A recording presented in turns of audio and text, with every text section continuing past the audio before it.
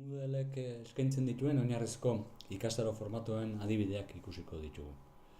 Hauxe litzake, munduan gehien erabiltzen den formatua, gaikako formatua da, eta formatu honetan, ikasleak ikastaroan sortzen denean ikusten ditu gaiak, gai zerrenda bat ikusten du, eta gai bakoitzaren barnean, hainbat eginkizun, jarduera, zeregin, lotura, dena delakoa.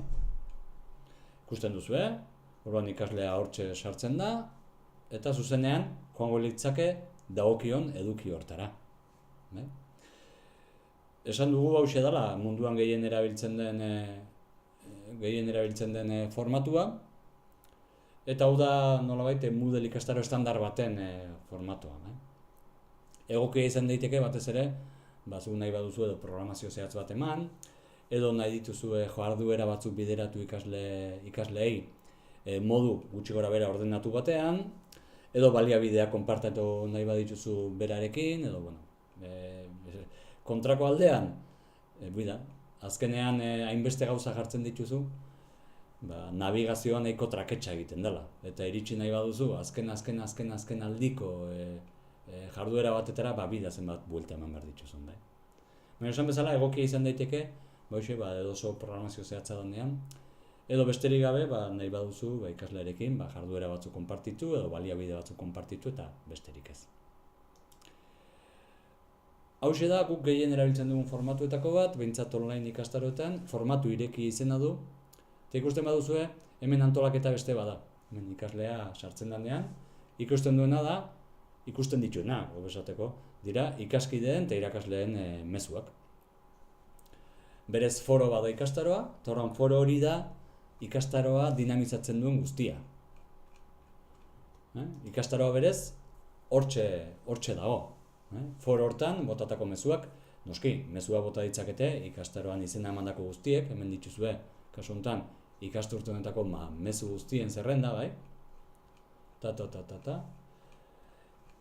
Zertarako dan egokia hau?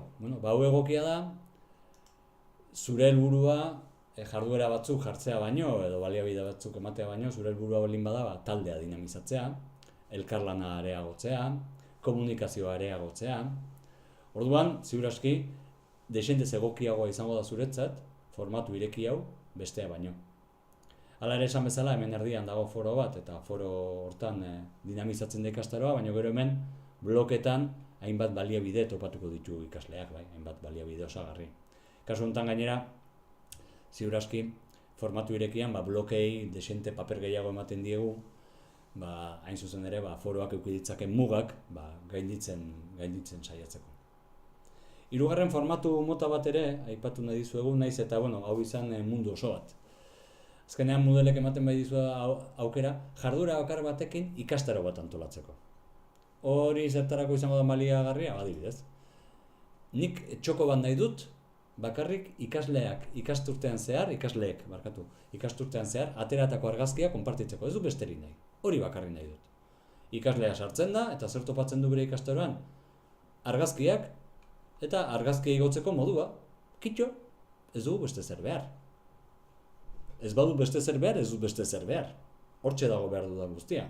Simple eta zehatz. Eta hori egin daiteke, esan bezala, Moodlen jarduera mota guztiekin. Izan daiteke zeregin bat, izan daiteke foro bat, izan daiteke ikasgai bat, izan daiteke adibidez wiki bat. Kasu honetan wiki bada, eta zertarako erabili nahi dugun wiki hau, egin nahi duguna da, ikasle bakoitzari bere osagarriak eman. Programazioaz aparte, osagarri personalizatuak, nolabait esateko.